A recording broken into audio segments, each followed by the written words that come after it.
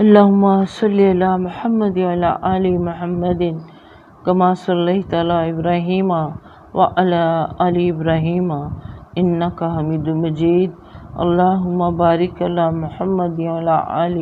محمد كما باركت على إبراهيم وعلى آل إبراهيم إنك حميد مجيد. رب اشرح لي صدري ويسر لي أمري واحلل عقدة من لساني يفقهوا قولي. اللهم إني أعوذ بك من قول لا يسمع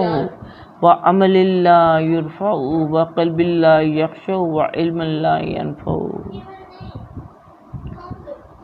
اما بعد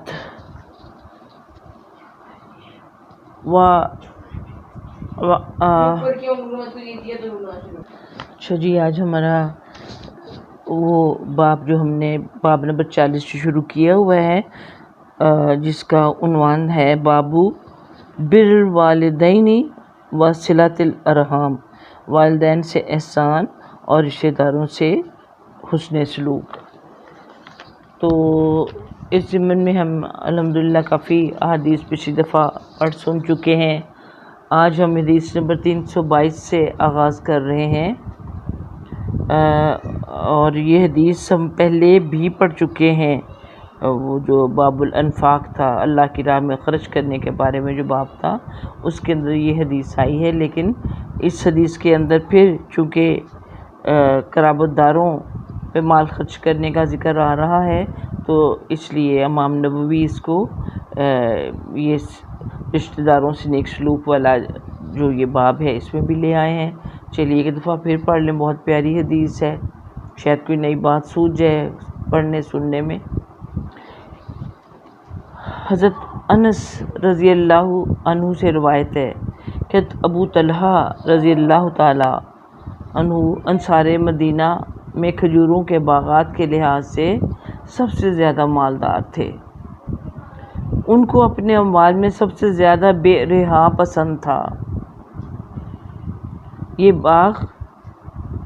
میں نے آپ کو پہلے بھی بتایا تھا کہ کنویں کو کہتے ہیں. تو اس باغ کے اندر جو کنواں تھا بہت میٹھا اس کا پانی تھا، ٹھنڈا پانی تھا، اور نبی کریم صلی اللہ علیہ وسلم اکثر اس باغ میں چلے جاتے اور اس باغ کی کھجوروں اور اس ٹھنڈے پانی سے لطف اندوز ہوتے. تو یہ اس لیے بھی کیونکہ رسول پاک صلی اللہ علیہ وسلم اس باغ میں آتے جاتے تھے. تو انس یعنی حضرت ابو طلحہ رضی اللہ عنہ کو اس لحاظ سے بھی باغ بہت یہ پسند تھا کہ اس باغ کو اللہ تعالیٰ نے نبی کریم صلی اللہ علیہ وسلم کی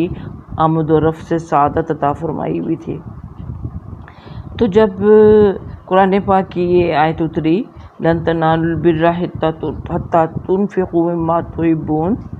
کہ تم نیکی تک نہیں پہنچ سکتے جب تک کہ تم اللہ کی راہ میں وہ چیز خرچ نہ کرو جو تمہیں سب سے زیادہ محبوب ہے.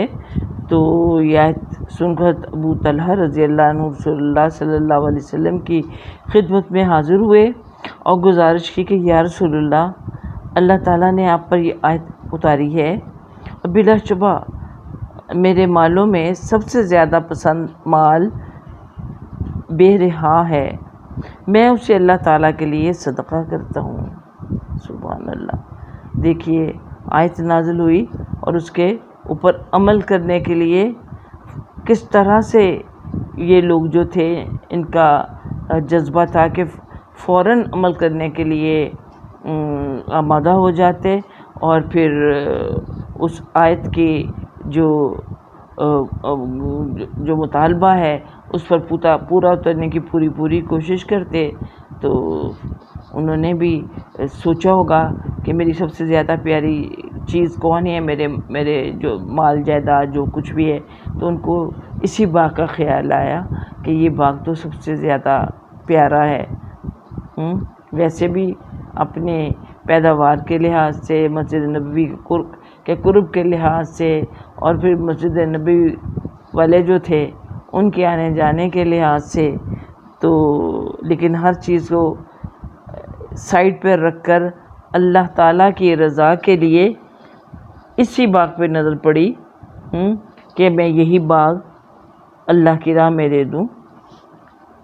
اللہ تعالیٰ ہمیں بھی توفیق دے کچھ ایسا ہم بھی سوچ سکے کہ ہم تو اللہ ہمیں معاف کرے وہاں خرچ کرتے ہیں جہاں پر ہم سمجھتے ہیں کہ یہاں ہماری واہ واہ ہوگی، دنیا کی نظروں میں بڑے سخی بننے کے لیے اور پھر دنیا کے مفاد سمیٹنے کے لیے ہم اگر سخی نہ بھی ہوں تو اس کا ڈھونگ تو ضرور چاہ لیتے ہیں۔ لیکن یہ لوگ جو تھے یہ دنیا کے اور دنیا کی جو مستقبل ہوتا ہے، کیونکہ ہمیں بھی سب کو فکر ہوتی ہے کہ اپنے فیوچر کی، دنیا کے فیوچر کے بارے میں کہ کل کے لیے کچھ کر لیں، بچوں کے لیے کچھ کر لیں، کچھ ان کے لیے سنبھال کر لیں۔ تو لیکن ان لوگوں کو جو صحابہ کرام رضی اللہ تعالیٰ عنہ اور ان کے بعد آنے والے جو ان کو فالو کرنے والے تھے، ہم تو صرف نام کے فالوورز ہیں نا، تو وہ تو کام کے فالوورز تھے اور کر دکھاتے تھے۔ تو ان کو یہی ہوتا تھا کہ صحابہ کرام نے کیا کیا تھا تو وہ بھی وہی کچھ کرتے تھے۔ اور یہاں ہم دیکھ رہے تھے کہ یعنی دیکھتے ہیں کہ یہ لوگ جو تھے یہ اپنے اصل جو مستقبل ہے، اصل فیوچر جو ہے اس کو سیکیور کرنے کے لیے یہ کیسے کیسے جتن کرتے تھے اور کیسی کیسی قربانیاں کرتے تھے۔ تو ان کی حضرت ابو طلحہ جو تھے ان کی نظر اپنے اسی باغ پہ پڑی، تو انہوں نے جا کے رسول پاک صلی اللہ علیہ وسلم سے فرما دیا کہ اس آیت کے نزول کے بعد اس پر عمل کرنے کے لیے میں چاہتا ہوں کہ یہ جو میرا باغ ہے اس کو اللہ کی راہ میں بطور صدقہ پیش کر دوں، اور میں اللہ تعالیٰ کو کہا کہ میں اللہ تعالیٰ کی بارگاہ سے اس کے اجر اور ذخیرہ ہونے کی امید رکھتا ہوں کہ یہ جمع ہو جائے گا اللہ کے ہاں آخرت انویسٹمنٹ بینک میں، اور اس کا اجر اللہ تعالیٰ مجھے دنیا میں بھی دے گا اور آخرت میں بھی ملے گا۔ تو اس لیے نبی کریم صلی اللہ علیہ وسلم کو فرمایا کہ جہاں آپ کا دل چاہتا ہے آپ اس کو خرچ فرما دیں، جس کو جی چاہے آپ دے دیں، میں نے تو اللہ کی راہ میں دے دیا، آپ اپنے ہاتھوں جس کو جی چاہے دے دیں۔ تو رسول پاک صلی اللہ علیہ وسلم نے فرمایا بہت خوب بہت خوب، یہ تو بہت بڑا نفع بخش مال ہے، یہ تو بڑا نفع بخش مال ہے، نفع بخش مال ہے۔ سبحان اللہ، یہ نہیں کہا رسول پاک صلی اللہ علیہ وسلم نے بھی کہ تو نے کیا کیا، اتنا اچھا باغ تھا کوئی اور دے دیتے، یہاں تو ہم بھی آرام فرما لیا کر لیتے تھے، ہم بھی مسجد نبوی کے پڑوس میں ہونے کی وجہ سے بھی ہمارے آنا جانا رہتا تھا۔ لیکن نہیں، آپ صلی اللہ علیہ وسلم نے بھی ان کی اس صدقے کو بہت سراہا اور فرمایا کہ یہ تو تم بڑا نفع بخش سودا کیا ہے، اور فرمایا کہ میں نے سن لیا جو تم نے کہا، کہ میں سمجھ گیا ہوں کہ تم جو کہہ رہے ہو کہ اس کو جہاں جی چاہے خرچ کر دے۔ تو آپ صلی اللہ علیہ وسلم نے فرمایا کہ میری رائے تو یہ ہے کہ تو اس کو اپنے قرابت داروں میں تقسیم کر دو، یعنی میرے ہاتھ سے کسی چوتھے بندے کو دلوانے کی بجائے کسی اجنبی کو میں یہ بہترین باغ جو ہے اس کے حوالے کر دوں، بہتر یہ ہے کہ تو اپنے قرابت دار یعنی اپنے رشتہ داروں کو یہ دے دو۔ تو ابو طلحہ رضی اللہ عنہ نے کہا کہ ٹھیک ہے یا رسول اللہ، میں ایسے ہی کروں گا۔ چنانچہ اس کو اپنے اقارب قریبی رشتہ دار اور چچا زاد بھائیوں میں تقسیم کر دیا، اور بعض روایات میں آتا ہے کہ چچا زاد بھائی فرسٹ کزنز نہیں تھے بلکہ سیکنڈ یا تھرڈ کزنز تھے، جن کو انہوں نے یہ اتنا پیارا باغ جو تھا وہ ان کو دے دیا، تو تاکہ اللہ تعالیٰ سے نبی کریم صلی اللہ علیہ وسلم کے حکم کے مطابق اجر پا سکیں۔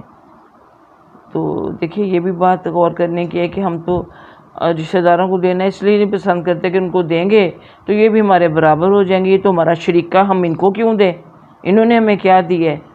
ان کے فلاں باپ دادا نے انہوں نے تو ہمارے ساتھ یہ کیا تھا، ہم کیوں کریں۔ تو یہ دیکھیے ان لوگوں کے دلوں میں کتنی وسعت تھی، اور کس طرح سے انہوں نے وہ باغ جو تھا وہ اپنے یہ جو قرابت دار تھے اور اپنے کزنز جو تھے ان میں تقسیم کر دیا۔ اگلی حدیث 323 ہے، جو کہ حضرت عبداللہ بن عمر بن العاص رضی اللہ عنہما سے روایت ہے کہ ایک شخص حضرت صلی اللہ علیہ وسلم کی خدمت میں حاضر ہوا اور عرض کرنے لگا کہ میں آپ سے ہجرت اور جہاد پر بیعت کرتا ہوں اور اللہ تعالیٰ سے اس پر اجر کا خواہش مند ہوں۔ یعنی بیعت کرنے سے مراد ہے یعنی عہد کرتا ہوں کہ جب آپ حکم دیں گے میں جہاد پر بھی چلا جاؤں گا، اور ہجرت کا حکم دیں گے جب اگر ایسی ضرورت پڑی تو ہجرت بھی کر گزروں گا۔ تو کتنا بڑا عہد اور کتنا بڑا حوصلہ ہے، کیونکہ اور ایسا وہ کیوں کرتے تھے؟ ان کے جملے کا اگلا جو حصہ وہی بیان کر رہا ہے کہ میں اس پر اللہ تعالیٰ سے اجر کا خواہش مند ہوں، اس لیے میں آپ سے وعدہ کرتا ہوں ہجرت اور جہاد کا جب بھی آپ حکم دیں گے میں اس پر عمل پیرا ہو جاؤں گا۔ تو آپ صلی اللہ علیہ وسلم نے پوچھا کیا تمہارے ماں باپ میں سے کوئی زندہ ہے؟ یعنی یہاں آپ نے دیکھیے یہ نہیں کہا کہ ہاں ٹھیک ہے جو تم کہہ رہے ہو بہت اچھی بات ہے شاباش، نہیں، بلکہ ان کے اتنے بڑے جو وہ بیعت کرنے کے لیے ایک عزم لے کے آپ صلی اللہ علیہ وسلم کے پاس پہنچے ہیں، اس کے جواب میں آپ صلی اللہ علیہ وسلم پوچھتے ہیں کیا تمہارے ماں باپ میں سے کوئی زندہ ہے؟ اس نے جواب دیا کہ جی ہاں، بلکہ دونوں زندہ ہیں۔ تو آپ صلی اللہ علیہ وسلم نے اس سے پوچھا کیا تو واقعتاً اللہ تعالیٰ سے اجر کا طالب ہے کہ تم جہاد اور ہجرت کے لیے تیار ہو گئے ہو صرف اللہ کے اجر حاصل کرنے کے لیے؟ تو اس نے عرض کی کہ جی ہاں۔ تو آپ صلی اللہ علیہ وسلم نے ارشاد فرمایا پھر تو ایسے کر کہ اپنے والدین کے پاس لوٹ جا، ان کے پاس جا اور ان کے ساتھ اچھا سلوک کر۔ دیکھیے وہ جہاد اور ہجرت کے لیے آ رہا ہے اور آپ صلی اللہ علیہ وسلم اس کو ماں باپ کی خدمت پہ مامور کر رہے ہیں کہ ان کے ساتھ اچھا سلوک کر جا کے۔ بلکہ بخاری مسلم کی متفقہ روایت میں یہ الفاظ ہیں، یعنی پہلی جو ہیں الفاظ وہ تو مسلم کے ہیں، تو جو دونوں بخاری اور مسلم میں الفاظ ہیں اس حدیث کے ضمن میں، تو آپ صلی اللہ علیہ وسلم نے فرمایا تھا فَاسْتَأْذَنَهُ فِي الْجِهَادِ قَالَ حَيٌّ وَالِدَكَ قَالَ نَعَمْ۔ تو کہ آپ صلی اللہ علیہ وسلم نے جب اس سے پوچھا کہ تمہارے والد جو ہیں وہ زندہ ہیں، تو آپ صلی اللہ علیہ وسلم نے فرمایا تو جاؤ پھر ان کی خدمت میں خوب کوشش کرو، یعنی خوب فَاسْتَأْذَنَهُ فِي الْجِهَادِ کہ پھر جا کے ان کے خدمت میں کوشاں ہو جاؤ۔ جہاد کا مطلب ہے یعنی کوشش کرنا، جد و جہد کرنا، اور صرف یہ جد و جہد دشمن سے لڑ کے نہیں کی جاتی بلکہ والدین کے حقوق کو، جیسا کہ اللہ اور اللہ کے رسول صلی اللہ علیہ وسلم نے فرمایا ہے، تو وہ جو حقوق کی ادائیگی ہے وہ بھی جہاد ہی کہلاتی ہے، کیونکہ اس میں بہت ساری صورتوں میں نفس کے خلاف چلنا پڑتا ہے ان کی خدمت کے دوران، خاص طور پہ جب وہ بوڑھے ہو جاتے ہیں۔ اللہ تعالیٰ ہم سب کو توفیق دے، اور جن کے والدین دنیا سے جا چکے ان کے لیے ہم کثرت سے دعا کرتے رہیں، ان کی مغفرت کی دعا۔ تو اللہ تعالیٰ میرے والدین اور سب کے جن کے والدین دنیا سے جا چکے ہیں، اللہ تعالیٰ ان کو ان کی مغفرت فرمائے، ان کو اپنے جوار رحمت میں جگہ عطا فرمائے، اور جو زندہ ہیں ان پر بھی اللہ تعالیٰ اپنا رحم فرمائے۔ حدیث نمبر 324، حضرت عبداللہ رضی اللہ عنہ حضرت صلی اللہ علیہ وسلم سے روایت کرتے ہیں کہ یہ پہلی جو روایت تھی نا حدیث نمبر 324، یہ بھی عبداللہ کون سے ہیں؟ عبداللہ بن عمر بن العاص۔ یہ حدیث بھی انہی سے ہے کہ آپ صلی اللہ علیہ وسلم نے فرمایا کہ صلہ رحمی کرنے والا وہ نہیں جو احسان کے بدلے میں احسان کرے، کہ کچھ اس کے ساتھ کوئی نیکی کرے تو وہ بھی اس کے ساتھ نیکی کرے، بلکہ صلہ رحمی والا وہ ہے کہ جب اس سے قطع رحمی کی جائے، اس کے ساتھ تعلق توڑا جائے، اس کے ساتھ بدسلوکی کی جائے، تو اس کے جواب میں وہ بھی خاموش ہو کے نہ بیٹھ جائے کہ ایسے تو ایسے ہی صحیح، بلکہ قطع رحمی کے جواب میں وہ کیا کرے؟ صلہ رحمی کرے، کہ برائی کے جواب میں اچھائی کرے، اچھا سلوک کرے، کیونکہ نیکی کے جواب میں، نیکی تو پہلے بھی اس سے ملتی جلتی حدیثوں میں پڑھ چکے ہیں کہ وہ تو تبادلہ ہے، تم نے اچھا کیا میں نے بھی کیا، لیکن جب تم برا کر رہے ہو تو اس کے جواب میں اچھا کروں تو تبھی اللہ تعالیٰ سے اجر پانے کے قابل ہو سکوں گا۔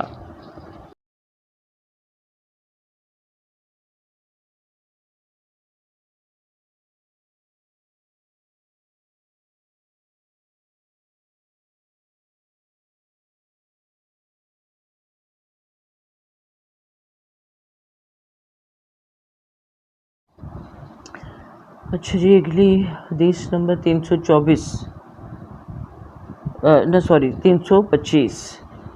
یہ حضرت عائشہ رضی اللہ تعالیٰ عنہ سے مروی ہے کہ رسول اللہ صلی اللہ علیہ وآلہ وسلم نے فرمایا کہ رحم عرش سے لٹکی ہوئی ہے، الرحم معلقۃ بالعرش تقول، معلق ہے عرش کے ساتھ، یعنی اللہ کے جو تجلیات کا مرکز ہے وہاں پر رحم کی رسائی ہے، اور اس کے ساتھ وہ لٹکی ہوئی ہے اور کہہ رہی ہے کہ جو مجھے ملائے اللہ تعالیٰ اس کو ملائے، اور جو مجھے کاٹے اللہ تعالیٰ اسے کاٹے۔ کہ کتنی پیاری دیکھیے یہ یعنی رحم کی حوالے سے اب کس طرح لٹکی ہوئی ہے، کس طرح بول رہی ہے، کیا کرے، لیکن اس کا لب لباب تو ہماری سمجھ میں آ رہا ہے کہ جو رشتوں کو، تعلقات کو نبھائے، ان کو ملائے، توڑنے کی بجائے، تو اللہ تعالیٰ اس کو ملائے، اللہ تعالیٰ اس کے اوپر اپنا خصوصی رحم فرمائے، اور جو مجھے کاٹے، تعلقات کو توڑے، تو پھر اللہ تعالیٰ بھی اپنا تعلق اس سے توڑ لیتا ہے۔ اور یعنی یہ تو ایک قسم کی دعا یا بد دعا کہہ لیجیے، اس حدیث میں تو میں یہ مل رہی ہے کہ رحم کے حوالے سے۔ حدیث نمبر 326، حضرت ام المؤمنین میمونہ بنت حارث رضی اللہ تعالیٰ عنہما سے روایت ہے کہ انہوں نے ایک لونڈی آزاد کی، مگر حضرت صلی اللہ علیہ وسلم نے اجازت نہ لی، یعنی بتائے بغیر، ان کی اپنی لونڈی تھی، انہوں نے ان کی اپنی مرضی سے انہوں نے اس کو آزاد کر دیا۔ جب وہ دن آیا جو رسول اللہ صلی اللہ علیہ وسلم کا ان کے ہاں قیام تھا، یعنی باری کا دن جب آیا، تو انہوں نے میمونہ نے رسول اللہ صلی اللہ علیہ وسلم سے فرمایا کہ کیا آپ نے محسوس کیا کہ میں نے اپنی لونڈی آزاد کر دی؟ کہ آپ کو میری لونڈی نظر نہیں آ رہی؟ آپ نے شاید اس چیز کو محسوس نہیں کیا کہ وہ کہاں ہے، یہ کیوں نہیں، آپ نے اس کے بارے میں کوئی استفسار ہی نہیں کیا، کچھ پوچھا ہی نہیں، تو خود ہی انہوں نے سوال کیا کہ آپ کو محسوس ہوا کہ میں نے اپنی لونڈی آزاد کر دی، کہ آپ کو یہاں کہیں نظر نہیں وہ آ رہی؟ تو آپ صلی اللہ علیہ وسلم نے فرمایا کہ کیا تم نے واقعی ایسا کر دیا؟ انہوں نے کہا کہ جی ہاں۔ تو آپ صلی اللہ علیہ وسلم نے ارشاد فرمایا اگر تم وہ اپنے ماموؤں کو دے دیتی تو تمہیں زیادہ اجر ملتا، کہ آزاد کر کے کسی غیر کو دینے کی بجائے، یعنی اس کو آزاد کر دی جہاں جی چاہے وہ جائے، بہتر یہ تھا کہ تم آزاد کرنے کی بجائے اپنے ماموؤں کو دے دیتی۔ اب نبی کی صلی اللہ علیہ وسلم کو پتہ ہوگا کہ ان کے ماموؤں کو ضرورت ہے، یا پھر نہیں بھی تو قریب ترین چونکہ رشتہ دار ہیں، تو اس لیے اور ان کا حق بنتا ہے کہ آپ اگر کوئی نیکی کریں، کوئی اس طرح سے کچھ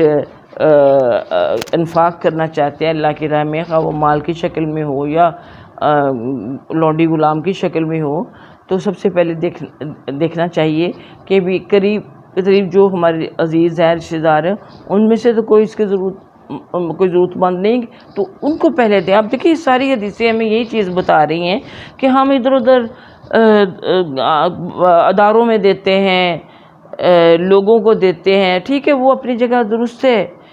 نیکی ہے، آپ کہیں بھی دیں، لیکن وہاں دینے سے پہلے ہمیں ضرور اپنے رشتہ داروں میں نظر دوڑا کے دیکھنا چاہیے کہ اگر کوئی وہاں ہمیں ضرورت مند نظر آتا ہے تو ان کو پہلے ہم دیں، تو اس پر کیا ہوگا؟ آپ نے پہلے بھی حدیث پڑھی کہ آپ کو دوہرا اجر ملے گا، ایک تو اللہ کی راہ میں خرچ کرنے کا اور دوسرا صلہ رحمی کا، تو یہ تو زیادہ نفع کا فائدہ ہو گیا۔ لیکن ہم سمجھتے نہیں جی نہیں، ان کو تو پھر دینا شروع کر دو تو ان کو تو عادت ہی پڑ جاتی ہے، یہ تو پھر ان کا تو ہر وقت منہ کھلا رہتا ہے، یہ تو پھر ایزی منی لیتے ہیں اس کو کہ ٹھیک ہے جب بھی ضرورت پڑی ہم سے یہ خود بھی پھر مانگ لیں گے کہ ان کے پاس تو بہت کچھ ہے، اور ہوتا بھی ایسا ہی ہے کہ پھر دے دیں کوئی چیز۔ ایسے آج کل سچی بات ہے، ایسا ہی ہے کہ آپ ایک دفعہ کسی کو کچھ دو تو پھر سمجھے کہ اب وہ پکا ہو گیا ہے، اب وہ اس کو اور کہیں ضرورت ہی نہیں کہ کوئی محنت کرے یا کچھ کرے، اس کو پتہ کہ یہاں سے مجھے مل سکتا تو میں کیوں نہ یہاں سے لوں، اور پھر آپ کو ایموشنلی بلیک میل کرنا شروع کر دیتے ہیں لوگ، یعنی اور آپ ایک عجیب گھٹن کا شکار ہو جاتے ہیں کہ بعض اوقات آپ کے پاس نہیں ہے، کم ہے، یا آپ ان کو دینا نہیں چاہتے تو آپ ایک کشمکش میں مبتلا ہو جاتے ہیں کہ میں کیا کروں، کہ اللہ اور اللہ کے رسول کا حکم تو ایسا ہے۔ تو کیونکہ دیکھیے دینے والوں کو بھی، اور آج یعنی دینے والوں کو بھی لینے والوں کو بھی، کیونکہ دینی شعور ہی نہیں ہے کہ ہمیں ہمارا رویہ کیا ہونا چاہیے۔ سگے بہن بھائی ہوتے ہیں، ایک بھائی کے پاس یا بہن کے پاس اللہ کا دیا اتنا زیادہ ہوتا ہے، لیکن دوسرے انتہائی غربت میں زندگی بسر کر رہے ہوتے ہیں، لیکن ہم اپنے حال میں مست رہتے ہیں۔ تو اب یہ احادیث جو ہیں یہ تو سچی میں پڑھ رہے ہیں تو دیکھ رہے ہیں تو ادھر ادھر واقعی نگاہ دوڑا کے دیکھ رہے ہیں کہ یا اللہ کسی کے بھی حق میں ہم سے زیادتی نہ ہو جائے، کیونکہ کئی دفعہ ہمیں پتہ بھی نہیں ہوتا کہ کون ضرورت مند ہے، اور یہ اصل سفید پوش یہی لوگ ہوتے ہیں کہ رشتہ دار بھی ہوتے ہیں، ان کی غیرت گوارا نہیں کرتی کہ وہ کسی کے آگے ہاتھ پھیلائیں، یا ہماری غیرت بھی یہاں ہو جاتی ہے کہ اگر اس کو دیا تو وہ برا نہ مان جائے، تو ایسا ہوتا ہے کہ پھر آپ کسی بہانے سے دیں ان کو کہ بچہ پاس ہو گیا ہے، چلو اس کی کتابیں میں لے دیتی ہوں، اس کی فیس میں دے دیتی ہوں، یا میں ہی دے دیا کروں، شاباش بہت اچھے نمبر تم نے لیے، آئندہ تم نے اس سے بھی بہتر کر کے دکھانا، یعنی اس طرح سے کہہ کے اس کو بچے کا خرچہ آپ اس کی تعلیم کا اٹھا لیں، یا کوئی بھی موقع تہوار ہوا ان کو دے دیا تحائف کی شکل میں، کچھ شادیاں کو ہوئی چلو بھی تم یہ تو فکر نہ کرو، کھانے کا انتظام میں کر دوں گی، تو اس طرح سے ان کے جو کام ہیں ہم اس طریقے سے کریں کہ اگلے کو محسوس نہ ہو۔ اور دیکھیے یہاں پر تو یہ بھی چیز آپ کو بطور ایک فقہی مسئلے کے بتایا جا چکا ہے کہ اگر ویسے نہیں آپ دے سکتے، یعنی آپ کے پاس اتنی گنجائش نہیں ہے کہ بھی آپ اپنے جو اپنی اصل پاکٹ منی ہے اس میں سے دیں، تو پھر آپ ان کو زکوٰۃ میں سے بھی دے سکتے ہیں، صدقات تو پڑھ ہی رہے ہیں آپ، زکوٰۃ میں سے بھی دے سکتے ہیں، لیکن کسی بھی مد میں دیں سب سے پہلے نظر ہمارے رشتہ داروں کی طرف ہی جانی چاہیے، اور قریب ترین رشتہ دار، اقرب هو الاقرب، جو قریب ترین ہے ان کو پہلے، تو یہ نہیں کہ جہاں آپ سمجھتے ہیں کہ آپ کی نام و نمود ہوگی، نمائش کے لیے آپ دے رہے ہوتے ہیں، تختیاں لگانے کے لیے ہسپتالوں میں کہ میرے نام کا کمرہ بنا ہے یا میں نے اتنی ڈونیشن دی ہے، نہیں، اللہ کے لیے دینا تو اللہ تو سب کچھ جانتا ہے، اس میں پھر اظہار کی ضرورت ہی باقی نہیں رہ جاتی۔ اللہ تعالی ہم سب کو توفیق دے ایسا کرنے کی۔ حدیث نمبر 327 کر رہے ہیں،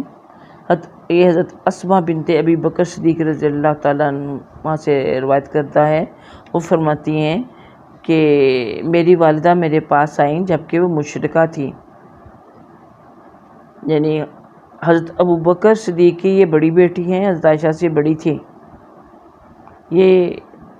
تو شروع ज़माنے में ईमान ले आई थी, लेकिन इनकी वालदा ईमान फौरी तौर पर नहीं लेके आई थी। तो वो फरमाती हैं कि मेरी वालदा ऐसी मेरे पास इस हाल में आई कि जब कि वो अभी ईमान उन्होंने कबूल नहीं किया था, वो मुशरिकी थी। तो ये और साथ ही कहते हैं कि ये हज़रत सल्लल्लाहु अलैहि वसल्लम से ज़माना मुआहिदा की बात है कि मैंने रसूलुल्लाह सल्लल्लाहु अलैहि वसल्लम से इस सिलसिले में दरियाफ़्त किया कि मेरी वालिदा मेरे यहाँ आई हैं, वो चाहती हैं कि मैं इनसे सिला रहमी करूँ, यानी इनके साथ अच्छा सलूक करूँ जैसा कि बेटियां माँओं के साथ किया करती हैं। तो क्या मैं इनके साथ सिला रहमी कर सकती हूँ कि ये तो मुशरिका हैं? तो क्या मैं एक मुशरिक को, अगरचे मेरी वालदा ही हैं, क्या मैं इनके साथ सिला रहमी कर सकती हूँ? तो आप सल्लल्लाहु अलैहि वसल्लम ने फरमाया कि हाँ, अपनी वालदा के साथ सिला रहमी करो, अगरचे वो मुशरिक हो। तो यानी वालिदैन का जो मर्तबा और मकाम है, जो उनका हक़ है, उसका इससे कोई ताल्लुक़ नहीं है कि वो मुसलमान हैं या गैर मुस्लिम हैं, या वो यानी आपको वो पसंद हैं कि नहीं। क्योंकि आजकल तो ये भी रवैया है ना कि भी माँ बाप अगर औलाद को टोकें या किसी भी वजह से, तो औलाद जो है वो माँ बाप के साथ कुछ अच्छा करना ही नहीं चाहती कि हम क्यों करें, कि वालिदैन से जिससे नाराज़ होती हैं औलादें। तो फिर ऐसा भी हो जाता है, जैसे वो भी हम आजकल देखते हैं कि अल्हम्दुलिल्लाह बहुत से बच्चे जो हैं वो दीन की तरफ आ रहे हैं, वो दीन सीख रहे हैं। बड़े जो हैं वो अपने पुराने जो रस्म व रिवाज, जो तौर तरीके, उन्हीं पर कायम हैं। बच्चे उनको मना भी करते हैं कि भी ऐसा ना करें। और अक्सर देखिए कि वो वालिद के चेहरे पर दाढ़ी नहीं होगी, लेकिन बच्चे जब दीन की तरफ आते हैं तो वो दाढ़ी भी रख लेते हैं। माएँ अगर पर्दा नहीं कर रही तो बच्चियां जो हैं वो बाकायदा हिजाब करना शुरू हो जाती हैं। तो बहुत अच्छी बात है कि वो ऐसा कर रहे हैं, लेकिन ऐसा नहीं है कि अब आप दीन की तरफ आ गए, वालिदैन नहीं है तो आप उनसे नाराज़ हो जाएं या उनको बुरा भला कहें, हाँ, या उनकी नाफरमानी करें, उनकी बात ना सुने, उनकी बात ना माने। नहीं, हमारा दीन में ये नहीं सिखाता, बल्कि पहले से बढ़कर उनके साथ अच्छा सलूक करें ताकि वो इसको समझ सकें कि हाँ, बच्चे सही जगह पर जा रहे हैं। और सच्ची बात है, एक दफ़ा एक वालदा मेरे पास आई, वो कहने की देखो ज़रा अपने बेटों के मुतल्लिक़। वो बेटा एक तो शायद इंजीनियरिंग यूनिवर्सिटी में पढ़ रहा था और एक कहीं और था। तो अल्लाह ताला ने तौफ़ीक दी तो बच्चों ने दाढ़ियाँ भी रख ली, और वो ज़ाहिर है शलवार या ट्राउज़र जो कुछ भी उसको भी टखनों से ऊपर वो पहनने लगे। तो मुझे आके बड़ी परेशानी से कहती, देखो ना इन्होंने अपना क्या हुलिया बना लिया है, मैंने इनके कहीं रिश्ते नहीं करने, ऐसे हुलिये वालों को कौन अपनी लड़कियां देगा। मैंने कहा तुम फिक्र ना करो, जैसे लड़के हैं उनको वैसी लड़कियां मिल जाएंगी, जैसी बहू तुम चाहती हो वैसी अब ये लाना पसंद भी नहीं करेंगे। तो इसलिए देखिए ना, माँ बाप के ऐसे भी होते हैं, इस वजह से फिर वो नाराज़ भी हो जाते हैं। बच्चे अपनी जगह नाराज़ हो जाते हैं, माँ बाप अपनी जगह नाराज़ हो जाते हैं। बहरहाल बच्चों को भी चाहिए कि वो उनका हक़ जो है वो तो पूरी तरह अदा करें। अलबत्ता अगर वालिदैन उनको गलत काम करने का कहते हैं, या गलत काम से मुराद यही है ना कि जो अब हमारे दीन में नहीं है, बिदात वो करते रहे हैं, शिरकिया काम करते रहे हैं, और वो उसको कंटिन्यू करना चाहते हैं और बच्चों को भी उसमें चाहते हैं कि उनकी इन्वॉल्वमेंट हो, तो फिर ऐसी बातों में बच्चों को वालिदैन की बात मानना ज़रूरी नहीं होता। बहरहाल ये भी देखिए एक पहलू ये भी हो सकता है कि अगर आप अपना हुस्न सलूक वालिदैन के साथ जारी रखते हैं तो हो सकता है कि वो अगर मुशरिक भी हैं तो इस्लाम कबूल कर लें, या अगर वो इस तरह से यानी है कि बिदात में फंसे हुए हैं, शिरकिया काम करते हैं, तो हो सकता है अल्लाह ताला उनको भी राह रास्त दिखा दे, और ऐसा हो जाता है। तो इसलिए वालिदैन अगर इस हदीस की रूह से शिरक पर भी हों तो भी उनके हुकूक जो हैं वो ज़ायल नहीं होते।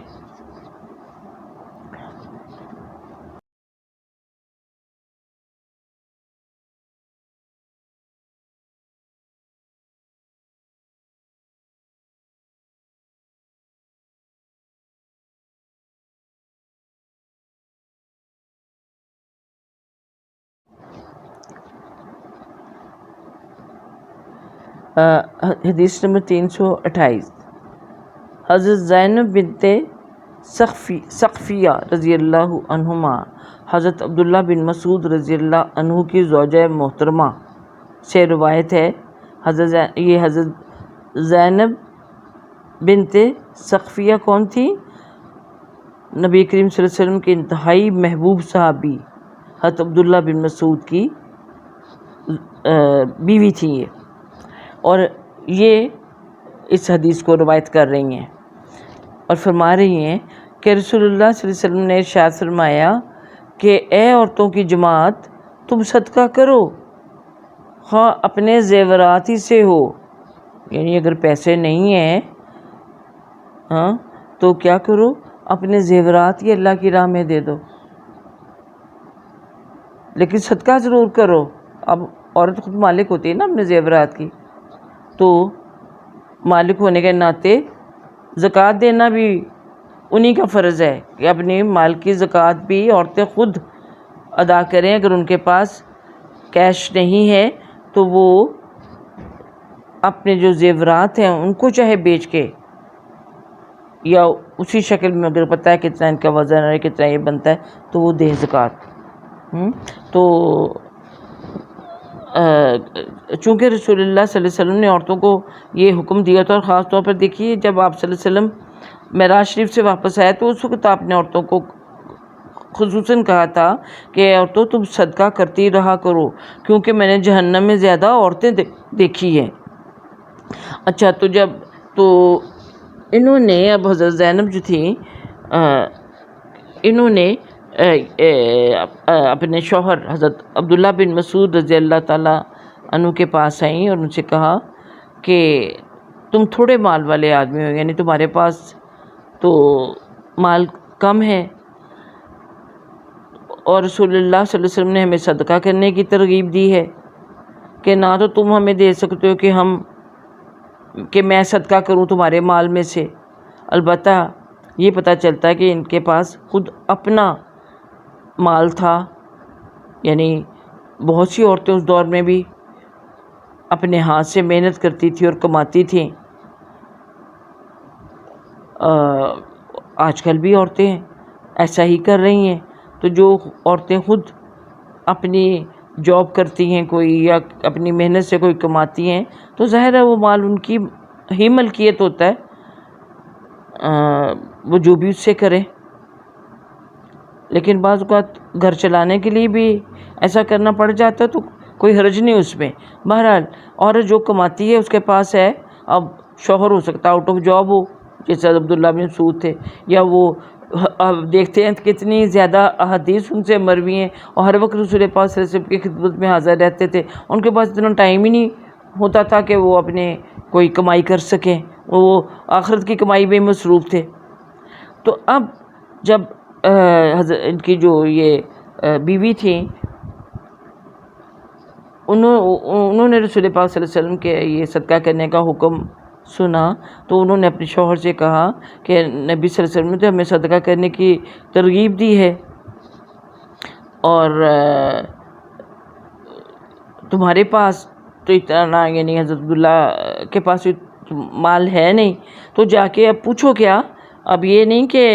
تمہارے پاس نہیں ہے تو پوچھو کیا جا کے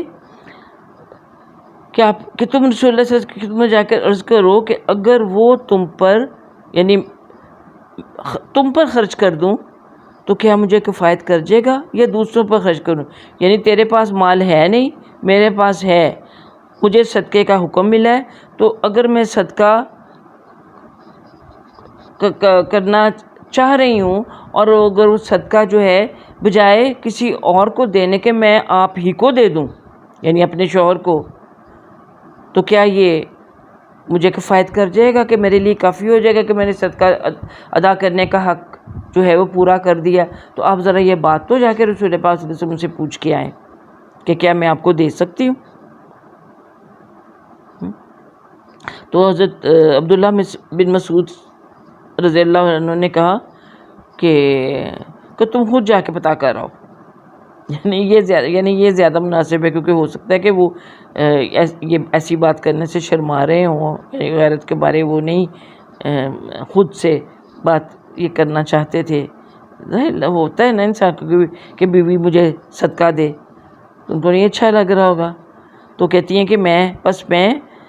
نبی صلی اللہ علیہ وسلم کی خدمت میں حاضر ہوئی۔ میں نے دیکھا کہ ایک انصاری عورت بھی رسول اللہ صلی اللہ علیہ وسلم کے دروازے پر میرے والی حاجت لے کر کھڑی تھی، یعنی میرے علاوہ ایک اور عورت بھی یہی میرے والا ہی، اس کی بھی جو سوال تھا وہ یہی تھا، کیونکہ ظاہر عورتوں نے اکٹھا سنا کہ صدقہ کرو، تو اب اور ایسی بھی ایک گھرانے کی بات نہیں ہو سکتا، ایک دو سے چار اور بھی کئی گھرانے ہوں جہاں شوہر اس وقت کمائی نہ کر رہے ہیں اور عورتوں کے پاس مال و دولت ہو، کچھ ہو سکتا ہے اپنی کمائی سے بھی عورتوں کے پاس ہو سکتا ہے۔ آج کل بھی آپ دیکھیے کچھ اپنے میکے سے ملا ہوا ہو سکتا ہے کہ وراثت میں کسی بھی شکل میں عورت کے پاس زیور ہوتا ہے، تو کہتی میری طرح ایک عورت بھی رسول پاک صلی اللہ علیہ وسلم کے دروازے پہ کھڑی تھی، تو یہی بات پوچھنے کے لیے، تو اور کہتی ہیں کہ اور رسول اللہ صلی اللہ علیہ وسلم کو اللہ تعالیٰ کی طرف سے روب دیا گیا تھا، یعنی آپ صلی اللہ علیہ وسلم کی شخصیت اتنی باروب تھی کہ ان سے بات کرتے ہوئے ہمیں یعنی دل میں جھجک سی آ رہی تھی، تو یعنی آپ کے گھر سے یعنی ہم نہ خود گئیں، تو یعنی بات کرنے کے لیے جب گئیں تو دیکھنے کے لیے کہ کون سوالی آئے ہوئے ہیں، یا مرد ہیں عورتیں کون، تو رسول پاک صلی اللہ علیہ وسلم نے حضرت بلال رضی اللہ تعالیٰ عنہ کو، جو کہ آپ صلی اللہ علیہ وسلم کے خادم تھے، ان کو باہر بھیجا، خادم بھی تھے اور آپ کے صحابی بھی تھے۔ تو حضرت بلال جب ہمارے پاس آئے تو ہم نے ان سے کہا کہ رسول اللہ صلی اللہ علیہ وسلم کو جا کر عرض کرو کہ دو عورتیں آپ صلی اللہ علیہ وسلم سے مسئلہ دریافت کرنا چاہتی ہیں کہ کیا ان کو صدقہ اپنے خاوندوں اور زیر پرورش یتیموں پر، یعنی یتیم بچوں پر، یعنی وہ بچے جن کے والد فوت ہو چکے ہوئے ہیں، اور یہ اکثر آپ صلی اللہ علیہ وسلم کے گھرانے میں بھی جو بھی عورتیں آپ کی بیوی کی حیثیت سے آئی تھیں، آپ کو پتہ ہے کہ کنواری تو صرف حضرت عائشہ صدیقہ رضی اللہ تعالیٰ عنہ ہی تھی، پہلے سے شادی شدہ تھیں، جن کے شوہر شہید ہو گئے تھے یا انتقال فرما گئے تھے، تو آپ صلی اللہ علیہ وسلم سے نکاح کر لیے۔ ابھی پیچھے ہی آپ نے ام سلمہ رضی اللہ تعالیٰ عنہ کے بارے میں پڑھا ہے، تو جن کے 7 بچے تھے، تو وہ آپ صلی اللہ علیہ وسلم کے ساتھ نکاح نہیں کرنا چاہتی کہ میرے بچے جو ہیں پھر ان کی پرورش میرے لیے مشکل ہو جائے گی، تو آپ صلی اللہ علیہ وسلم نے کہا تھا کہ تیرے بچے میرے ہی بچے میرے گھر میں آ جائیں گے، تو ان کا بندوبست میں ہوں نا، میں کروں گا۔ تو لیکن ہم دیکھتے ہیں کہ ام سلمہ رضی اللہ عنہ بھی اپنے بچوں کے لیے کوئی نہ کوئی کام کاج کرتی رہی تھی، اور لگتا ہے کہ یہاں پر اب یہ خواتین جو تھیں ان کا بھی یہی مسئلہ تھا کہ یہ پتہ کرنا چاہتی تھی کہ اپنے بچوں پر، یعنی پہلے شوہروں کے جو بچے ہیں اور اپنے موجودہ جو شوہر ہیں، کیا ان کو پر یعنی صدقہ کرنا درست ہے؟ اور دونوں نے کہا کہ آپ صلی اللہ علیہ وسلم کو ہمارے ناموں کی اطلاع مت دینا، یعنی پتہ نہ چلے کہ ہم کون ہیں۔ شاید اس وجہ سے بھی وہ نبی صلی اللہ علیہ وسلم کے پاس خود سے نہیں گئی تھی، اور پہلے اپنے میاں کو جیسے کہہ رہی تھی، حضرت عبداللہ بن مسعود رضی اللہ عنہ کو، اور پھر پہنچ کر بھی خود ڈائریکٹ نہیں بات کر رہی، بلکہ حضرت بلال کے ذریعے پیغام بھجوایا، اور ساتھ یہ بھی کہا کہ پتہ بھی نہ چلا کہ ہم ہیں کون۔ دیکھیں کتنی ان کو خیال ہوگا کہ نام لیں گے کہ فلاں صحابی کی بیوی، تو شاید ان کو اچھا نہ لگ رہا ہو۔ حضرت بلال رضی اللہ عنہ خدمت اقدس میں حاضر ہوئے اور آپ صلی اللہ علیہ وسلم سے مسئلہ دریافت کیا، تو آپ صلی اللہ علیہ وسلم نے پوچھا کہ اچھا ویسے جیسے انسان نارملی پوچھتے، وہ 2 عورتیں ہیں کون جو آئی ہوئی بار، وہ کون ہیں وہ 2 عورتیں؟ تو بلال رضی اللہ عنہ نے بتایا کہ ایک تو انصاری عورت ہے اور دوسری زینب۔ تو نبی کریم صلی اللہ علیہ وسلم میں کون سی زینب؟ یعنی ان کا حق تھا کہ جو مسئلہ پوچھنے کے لیے آئی ان کے بارے میں دریافت کیا جائے کہ وہ کون ہے، تاکہ اگر پتہ چل جائے تو مسئلے کا حل دیکھیے بتانے کے لیے بھی سب کو ایک ہی مسئلہ حل نہیں ہوتا، بلکہ ان کا جو اپنا سیٹ اپ ہوتا ہے جس میں سوال کرنے والا جو ہوتا ہے اس کے لحاظ سے اس کو جواب دیا جاتا ہے۔ تو اس لیے نبی کریم صلی اللہ علیہ وسلم نے بھی کوئی کسی اللہ معافی دے کسی تجسس کے بارے نہیں پوچھا، بلکہ مقصد کیا تھا کہ پتہ چلے کہ وہ ایگزیکٹلی کہ وہ ہیں کون، تاکہ ان کے مسئلے کے مطابق جواب دیا جا سکے۔ تو جب انہوں نے پوچھا کہ کون سی زینب، تو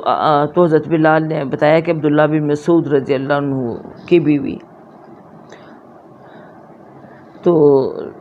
رسول اللہ صلی اللہ علیہ وسلم نے اب ان کو رسول اللہ صلی اللہ علیہ وسلم نے فرمایا کہ ان عورتوں کو بتا دو کہ انہیں دگنا اجر ملے گا اپنے شوہروں اور اپنے پہلے شوہروں سے جو ان کے بچے ہیں ان پر خرچ کرنے کا، کہ ایک تو وہی بات کہ صدقے کا اجر تو ہے ہی، اور پھر صلہ رحمی کا، قرابت داروں کا حق ادا کرنے کا جو ہے اس کی وجہ سے بھی دوہرا اجر ملے گا، کہ نہ صرف یہ کہ قبول ہوگا، ان کو تو یہ مسئلہ تھا کہ قبول ہو جائے گا، انہوں نے کہا نہ صرف قبول ہوگا بلکہ دوہرا اجر ان کو ملے گا۔ دیکھیے پھر یہ بھی بڑی سمجھنے کی یہ چیز ہے، اور ہم سب کو بھی جہاں کوئی ایسا مسئلہ درپیش آ جائے تو ایسا کیا جا سکتا ہے۔ ایک تو دیکھیے نا، ہم ایسے کبھی ضرورت پڑ جاتے ہیں شوہروں کو کاروبار کے لیے، کوئی نقصان ہو گیا تو وہ بعض دفعہ کہتے ہیں کہ چاہے تم اپنا زیور مجھے دے دو، بہت زبردستی سختی کر کے بھی چھین چھان کے بھی وہ کام کر لیتے ہیں، لیکن جو ذرا تھوڑے سے انسان ہوتے ہیں وہ بیویوں سے یہی کہتے ہیں کہ بھی ٹھیک ہے تم اس وقت میری جو ہے وہ زیور سے بیچ کے، تاکہ میری وہ ضرورت پوری ہو جائے۔ تو بیویوں کو بھی چاہیے ایسا، ویسے تو ایک بیوی ہونے کے ناطے ہی حق ہوتا ہے کہ وہ شوہر کی مشکل کے وقت کام آئیں، جبکہ ان کے پاس اپنے اکثر ہم سب کے پاس زیور موجود ہوتا ہے، تو پھر جب وہ ضرورت مند ہیں تو اور آپ نے زیور دینا بھی ہے، تو اگر آپ یہ نیت کر لیں کہ میں اللہ کی راہ میں صدقہ دے رہی ہوں، تو اس حدیث سے ہمیں یہی پتہ چلتا ہے کہ وہ آپ کا پھر دوہرا اجر آپ کو ملے گا۔ لیکن ہم دیتے بھی ہیں تو بڑے احسان کر کے دیتے ہیں، اچھا پھر اب کیا کریں، اب آپ 100 میں خامد میں نقص ڈالیں گے کہ آپ کو تو کاروبار کرنا ہی نہیں آتا، آپ کو تو ہمیشہ نقصان ہی ہو جاتا ہے، یا پھر جب بھی ضرورت پڑتی ہے میرے پاس چلے آتے ہیں۔ نہیں، کوئی جیسے تانے دینے کی باتیں کرنے کی ضرورت نہیں۔ اب دیکھ کتنی پیاری بات ہے کہ آپ دل میں سوچ لیں کہ میں اللہ کی راہ میں تو صدقہ کر رہی ہوں، سبحان اللہ سبحان اللہ۔ ہاں، تو پھر آپ کو ضرورت ہی نہیں رہتی کہ بھی آپ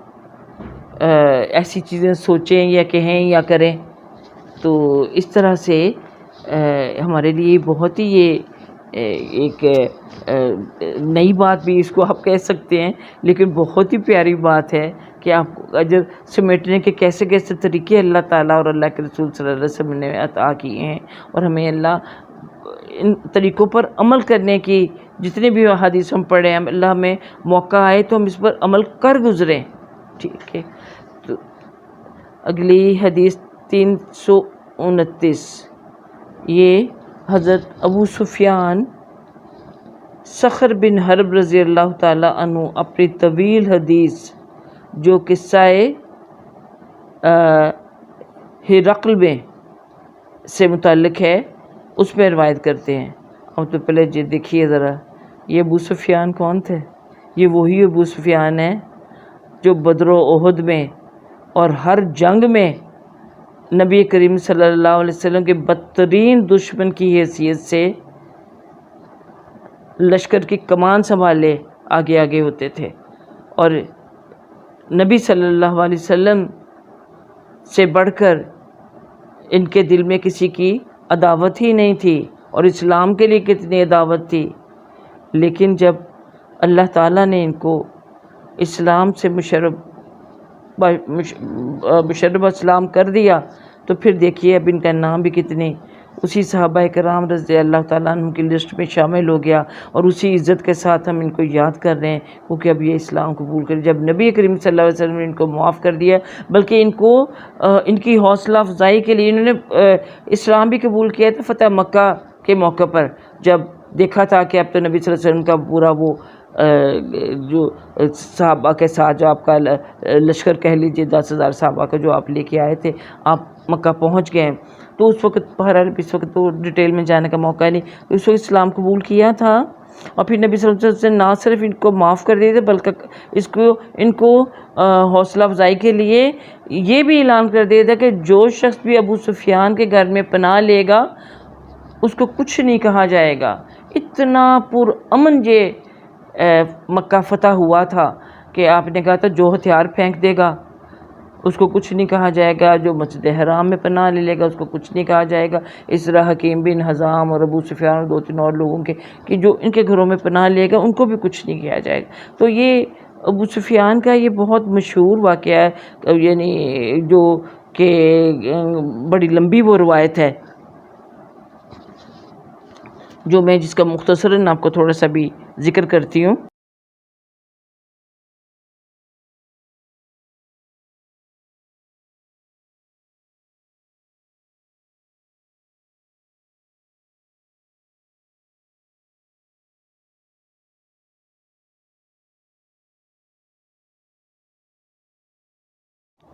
تو نبی کریم صلی اللہ علیہ وسلم نے صلح حدیبیہ کے بعد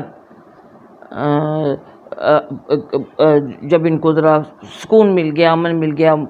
مشرکین مکہ کے ساتھ معاہدہ ہو گیا کہ 10 سال تک ہم آپس میں کوئی لڑائی جھگڑا نہیں کریں گے، 6 ہجری میں یہ صلح حدیبیہ ہوئی تھی، اس کے بعد تو آپ صلی اللہ علیہ وسلم کو موقع ملے کہ انہوں نے سارے نہ صرف جزیرۃ العرب میں بلکہ عرب کے باہر کے جو ممالک تھے وہاں پر بھی اپنے سفیر بھیجے، اور اسلام کا پیغام دے کر، یعنی جو مشرک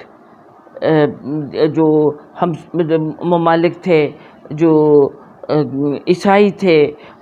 یعنی ہر طرف آپ کو پتہ ہے یہاں پر اب پہلے وہ مشرق میں اگر چلو میں نے ذکر کر ہی لیا ہے تو آپ سمجھ لیے کہ جو شہنشاہ فارس تھا یعنی ایران کا، جو ادھر پیغام بھیجا تھا، پھر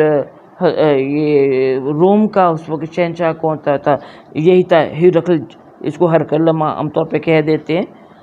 ہاں، اور انگلش میں ہم کہیں تو ہرکولیس یہ ہو جاتا ہے۔ تو اس وقت جب آپ صلی اللہ علیہ وسلم کے پیغمبر اپنا دین اسلام کا پیغام لے کر ان کے دربار میں پہنچے تو اس نے کہا کہ جو باتیں اس پیغام میں لکھی ہوئی ان کی صداقت کے لیے میں چاہتا ہوں کہ اگر کوئی لوگ ہمارے علاقے میں مدینہ سے آئے ہوئے ہیں تو میں اسے ذرا تصدیق کرنا چاہتا ہوں، مکہ سے یہ مدینہ سے، یعنی جہاں جو کہ محمد صلی اللہ علیہ وسلم جس کی طرف سے یہ پیغام ہے جو ان کو جانتے ہیں، تو اس تصدیق کے لیے پتہ چلا اس کو کہ بھی ایک قافلہ آیا ہوا ہے مکہ سے، اور اس کا تجارتی قافلہ، اور سربراہ ابو سفیان ہے، تو ابو سفیان کو بلا بھیجا۔ بہت سارے لمبی حدیث ہے، یعنی اس میں بہت سے سوال پھر ہرقل نے ابو سفیان سے کیے کہ یہ جو سوال وہ کرتا جاتا تھا آگے سے یہ جواب دے رہا تھا، تاکہ نبی صلی اللہ علیہ وسلم کی صداقت کی جو گواہی ہرقل کو مل سکے۔ اور ظاہر ہے اس نے اگر پوچھا کہ وہ یعنی آپ کی صداقت، آپ کی امانت، اور تو ہر کوئی جانتا تھا، اور ابو سفیان بھی کہے بغیر نہیں رہ سکا تھا کہ ہاں وہ ایسے ہی ہیں۔ تو بہرحال اس حدیث میں ہرقل نے یہ ابو سفیان کہتے ہیں کہ مجھے کہا کہ وہ یعنی محمد صلی اللہ علیہ وسلم کس بات کا حکم دیتے ہیں، یعنی ان کا کیا پیغام ہے، تم لوگوں کو کیا پیغام وہ دیتے ہیں؟ تو میں نے کہا کہ وہ کہتے ہیں کہ ایک اللہ کی بندگی کرو اور اس کے ساتھ کسی چیز کو شریک مت کرو، اور ان باتوں کو چھوڑ دو جو تمہارے آباء و اجداد کہتے ہیں۔ یعنی پہلی چیز کیا کہ شرک مت کرو، اور پھر جو آباء و اجداد کی تقلید میں جو تم غلط کام کر رہے ہو، جو رسم و رواج تھے، جو طور طریقے تھے، ان کو چھوڑ دو، اور ہمیں حکم دیتے ہیں کہ نماز ادا کرو اور صدقہ کرو اور پاک دامنی اختیار کرو اور صلہ رحمی سے پیش آؤ۔ اللہ اکبر کبیرہ، یعنی ایک دشمن جو ہے وہ بھی حق بات کہنے سے نہیں رک سکا، اور اس نے بھی صحیح گواہی دی کہ کن باتوں کا ہمیں محمد صلی اللہ علیہ وسلم حکم دیتے ہیں۔ تو اب دیکھیے یہاں جس باب کے تحت ہم یہ احادیث پڑھ رہے ہیں اس میں صلہ رحمی کے حوالے سے بھی باقی ساری باتیں تو اپنی جگہ ہیں۔ یہ جو ابو سفیان تھے انہوں نے گواہی دی کہ وہ ہمیں کہتے ہیں کہ صلہ رحمی سے پیش آؤ۔ تو یہ ابتدائے اسلام میں جن چیزوں کے ذریعے سے دعوت دی جاتی تھی اپنے لوگوں کو، اور پھر جو غیر تھے ان تک بھی جب یہ پیغام پہنچایا تو اس وقت بھی وہی باتیں جو کہ اپنے لوگوں کو کہی گئی تھی ان کی گواہی یہاں پر مل جاتی ہے۔ یعنی بتانا کیا مقصود ہے کہ صلہ رحمی کی جو اہمیت ہے۔ حدیث نمبر 330 حضرت ابو ذر رضی اللہ عنہ سے روایت ہے۔ ابو ذر غفاری، آپ کہتے ہیں کہ قبیلہ بنو غفار سے تعلق تھا نا ان کا، کہ رسول اللہ صلی اللہ علیہ وسلم نے فرمایا کہ تم عنقریب ایسی سرزمین کو فتح کرو گے جس میں خیرات کا تذکرہ ہوتا ہے، اور کہ تم عنقریب ایسی سرزمین کو فتح کرو گے جس میں خیرات کا تذکرہ ہوتا ہے۔ خیرات کسے کہتے ہیں؟ آپ نے بھی نام سنا ہوگا، انگلش میں کیرٹ اس کو کہتے ہیں۔ یہ بھی سونے کو کہ خالص ہونے کی جو ناپنے کا کی ایک جو ویلیو ہوتی ہے کہ بھی یہ سونا جو ہے یہ 22 کیرٹ کا ہے، یہ 24 کیرٹ کا ہے، 17 کا ہے، 18 جس طرح خالص ہے 24 کیرٹ کا جو ہوتا ہے نا وہ خالص سونا ہوتا ہے۔ عام طور پر جو ہمارے زیورات بنتے ہیں اس میں تھوڑا سا وہ یہ دوسری پیتل وغیرہ یا تانبا ملا دیتے ہیں تاکہ وہ سونا جو خود بذات خود ہوتا ہے وہ بہت ہی سافٹ ہوتا ہے، تو اس کو ذرا قائم رکھنے کے لیے یہ دھاتیں تھوڑی سی ملا دیتے ہیں تو اس سے وہ یعنی کھڑا رہتا ہے۔ آپ چیزیں جو ہوتی ہیں آپ کی وہ نرم نہیں پڑتی، یا آپ کی زیورات جو ہوتے ہیں، تو اس لیے وہ عام طور پہ جو ہمارے زیورات بنتے ہیں وہ 22 کیرٹ کا سونا ہوتا ہے یا 22 کیرات کا ہوتا ہے۔ لیکن اس وقت یہ جس طرح کے عرب میں کہہ لیجئے درہم دینار تھے، تو مصر میں اس وقت اس کی کرنسی کیا تھی؟ قیرات۔ تو یعنی پہلی روایت میں تو یہی لفظ ملتا ہے کہ عنقریب تم ایسی سرزمین کو فتح کرو گے، یعنی ایک قسم کی یہ پیشن گوئی بھی آپ صلی اللہ علیہ وسلم نے فرما دی کہ جس میں خیرات کا تذکرہ ہوتا ہے۔ سمجھنے والے سمجھ گئے کہ مصر کا ذکر ہو رہا ہے، اور پھر دوسری روایت میں نام ہی لے دیا تو فرمایا تم عنقریب مصر کو فتح کرو گے۔ اس سرزمین میں خیرات کا لفظ بولا جاتا ہے، تو وہاں کے لوگوں سے بھلائی کا سلوک کرنا، وہاں کے لوگوں کے ساتھ بھلائی کا سلوک کرنا، یہ جب فاتح کی حیثیت سے تم وہاں جاؤ گے تو وہاں کے لوگوں سے بھلائی کا سلوک کرنا، اور کیونکہ ان کا ہمارے ساتھ ذمہ اور رشتہ ہے۔ ذمہ یعنی عہد ہے اور رشتہ بھی ہے۔ اگر اس کی آگے جو آ رہی ہے دوسری روایت اس میں پتہ چل جائے گا کہ وہ رشتہ کیا ہے۔ اور دوسری روایت میں ہے کہ جب تم اس کو یعنی مصر کو فتح کر لو تو وہاں کے لوگوں سے اچھا سلوک کرنا، کیونکہ ان کا ہمارے ساتھ ذمہ اور رشتہ ہے، یا پھر فرمایا کہ ذمہ اور سسرالی تعلق ہے۔ چلیے اس کی تھوڑی سی تشریح بھی آپ کو بتاتے ہیں کہ مراد کیا تھی آپ کے صلی اللہ علیہ وسلم۔ پہلی چیز تو یہ ہے کہ دیکھیے آپ صلی اللہ علیہ وسلم نے یہ پیشن گوئی کہ اس وقت تک دور دور تک کوئی احساس نہیں تھا کہ کبھی ایسا بھی وقت آئے گا کہ مصر ہمارے ہاتھوں فتح ہوگا۔ تو ایسا ہی ہوا کہ نبی کریم صلی اللہ علیہ وسلم کے دور میں تو نہ مصر فتح ہو سکا، لیکن حضرت عمر رضی اللہ تعالیٰ عنہ کے دور میں جو فتوحات ہوئی ہیں ان میں مصر بھی فتح ہو گیا تھا۔ تو پہلی چیز یہ۔ دوسری چیز یہ کہ وہاں جب فتح تمہیں حاصل ہو جائے تو وہاں کے لوگوں کے ساتھ اچھا سلوک کرنا، اور اس کی وجہ کیا بتائی کہ ان کے ساتھ ہمارا ایک تو معاہدہ بھی ہے،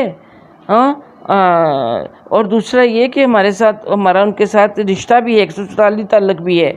اب دیکھیے کہاں تک اب اس کا تعلق اس کا جاتا ہے کہ حضرت یہ کس طرح سے وہ جو رشتہ بنتا تھا نبی کریم صلی اللہ علیہ وسلم کا ان کے ساتھ۔ تو پہلے تو رحمی رشتہ کہ حضرت ابراہیم علیہ السلام کے بیٹے اسماعیل علیہ السلام جو تھے، ان کی والدہ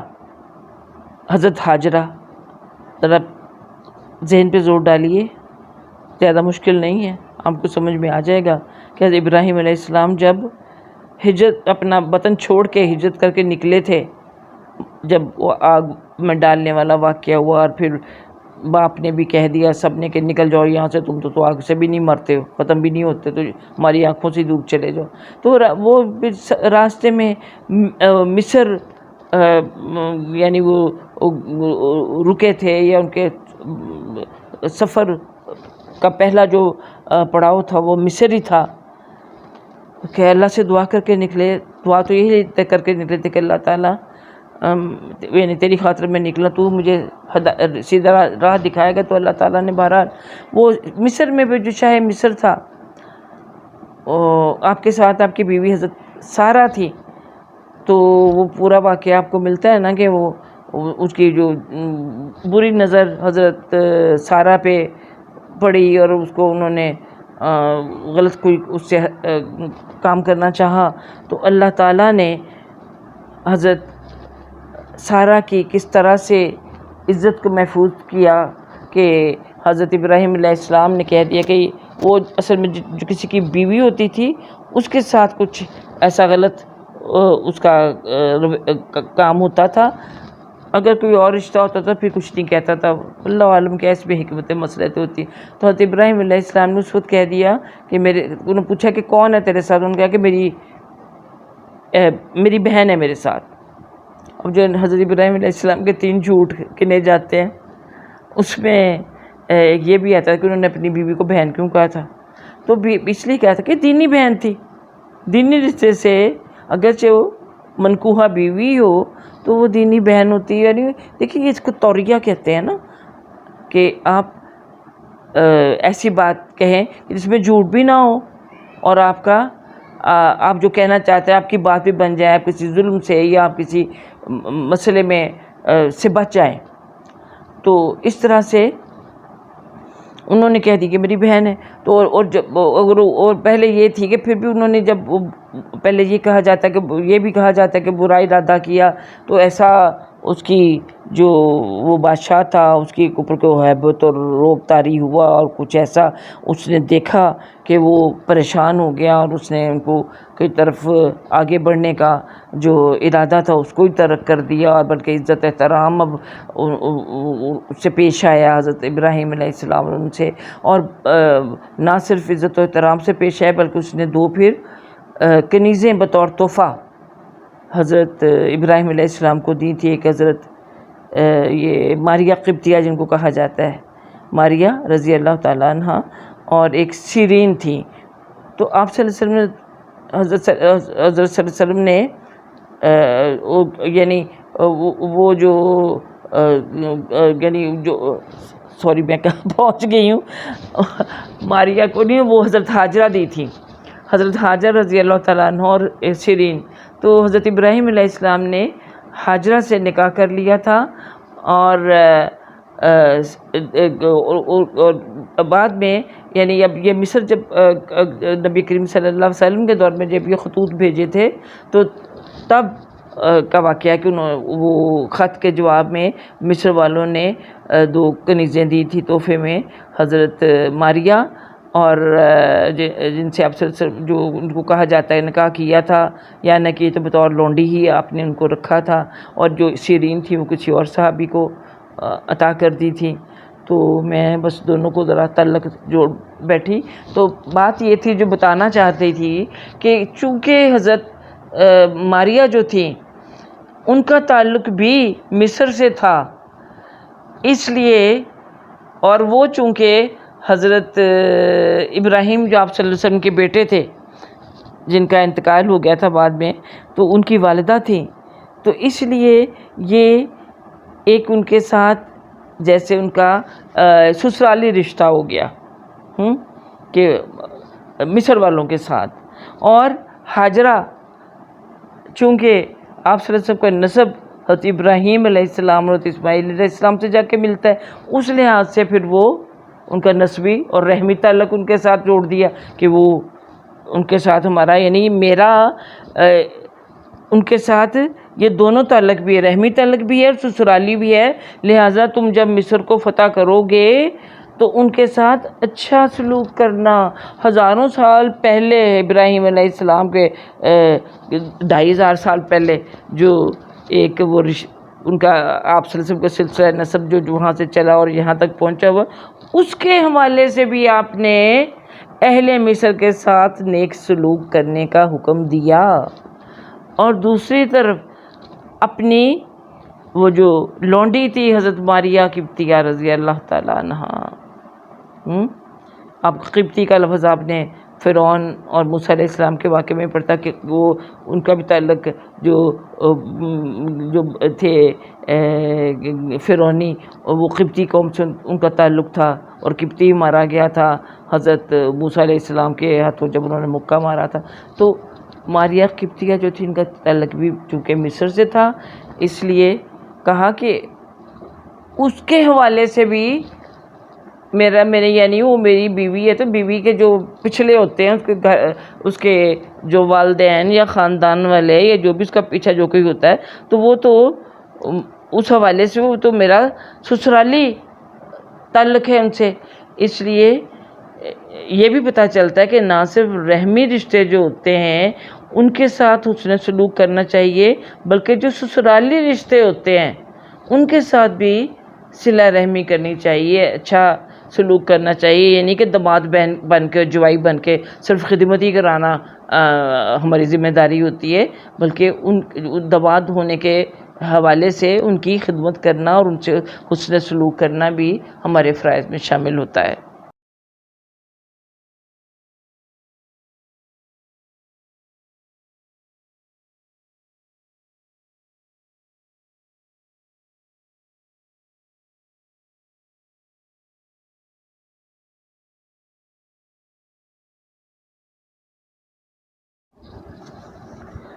حدیث نمبر 331، حضرت ابو ہریرہ رضی اللہ عنہ سے روایت ہے کہ جب آیت وَأَنذِرْ عَشِيرَتَكَ الْأَقْرَبِينَ نازل ہوئی، یعنی اس کا کیا مطلب کہ اپنے قریب رشتہ داروں کو خبردار کرو، یہ کے ابتدائی دور میں یہ آیت جو تھی یہ نازل ہوئی تھی، تو آپ صلی اللہ علیہ وسلم نے اس آیت پر عمل کرتے ہوئے اپنے جو خاندان تھا ان کو دعوت دی، یعنی کس کو؟ قریش کو، کس لیے؟ تاکہ سب سے پہلے اگر اللہ نے کہہ دیا کہ ان کو خبردار کرو اپنے قریب ترین رشتہ داروں کو، یعنی ایک تو صلہ رحمی جو ہے وہ بھی قریب ترین رشتہ داروں کے ساتھ ہی زیادہ کرنے کا اجر و ثواب ہے، اور دوسری طرف ان کے ساتھ خیر خواہی جو ہے، اور خیر خواہی سب سے بڑی یہی ہو سکتی ہے کہ ان کو دین کی طرف لایا جائے۔ تو آپ صلی اللہ علیہ وسلم نے اپنے اہل خاندان یعنی قریش کو دعوت دی، یعنی کھانے کی دعوت باقاعدہ بھی دی جاتی تھی، اور اس طرح سے بھی یہ بھی ہمیں ملتا ہے وہ کوہ صفا کے اوپر آپ کھڑے ہو کے پھر آپ نے سب کو دعوت دی، بلایا اور کہا کہ، اور سب جب جمع ہو گئے تو آپ صلی اللہ علیہ وسلم نے فرمایا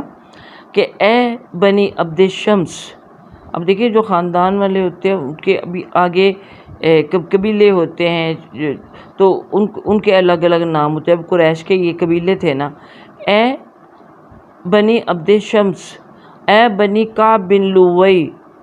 اپنے آپ کو آگ سے بچاؤ، یعنی قریش کے جو آگے ذیلی قبیلے ہیں ان کے نام لے لے کر الگ الگ سے، اے بنی مرہ بن کعب، اپنے آپ کو آگ سے بچاؤ، اے بنی عبد مناف، اپنے نفسوں کو آگ سے بچاؤ، اے بنی ہاشم اپنے جانوں کو اپنے نفسوں کو آگ سے بچاؤ، نام لے لے کے. اب دیکھیے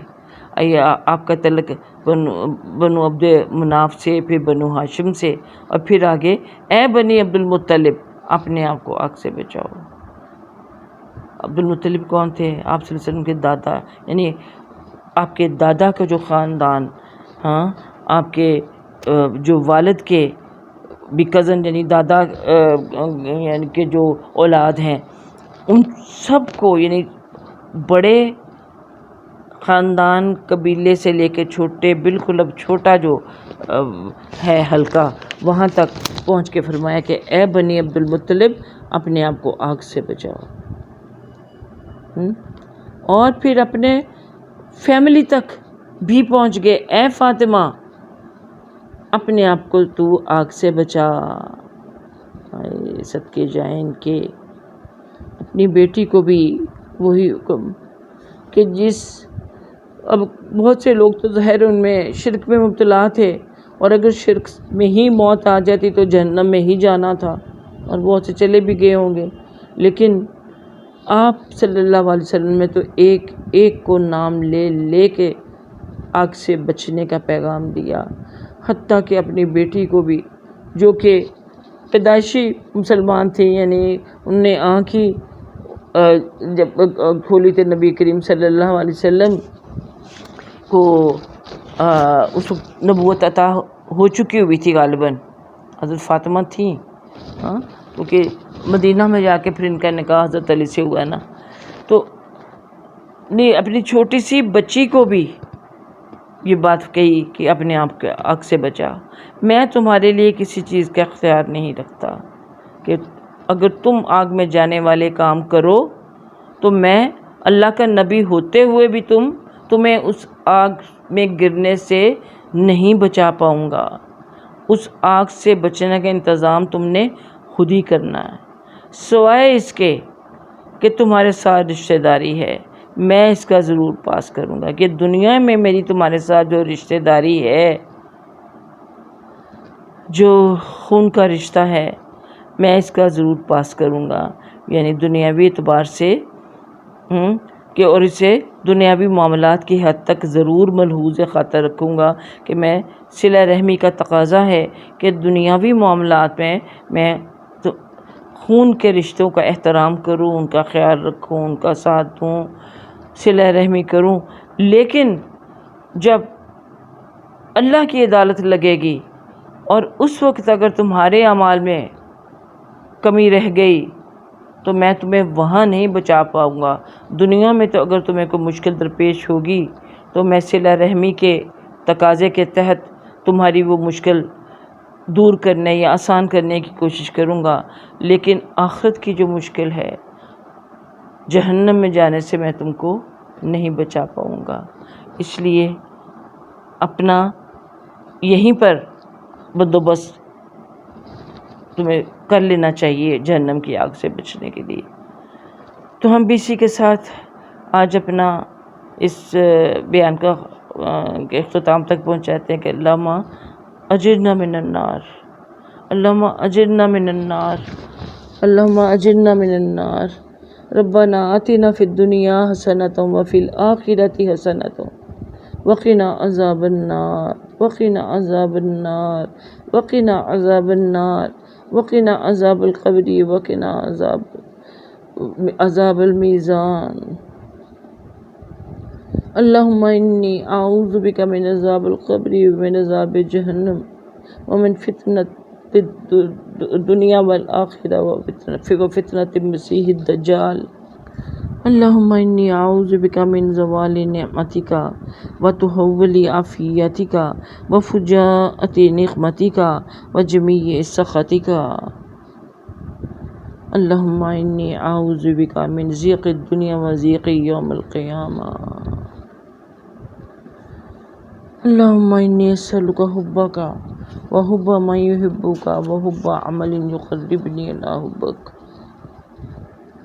اللہم حببنی الیک والی ملائکتک والی انبیائک وجمیع خلقک.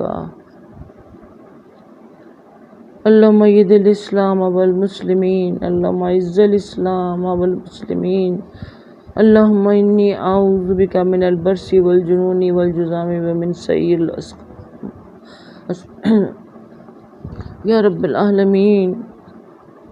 یا مولا کریم، یا ارحم الراحمین، یا ذا الجلال والاکرام، لا الہ الا انت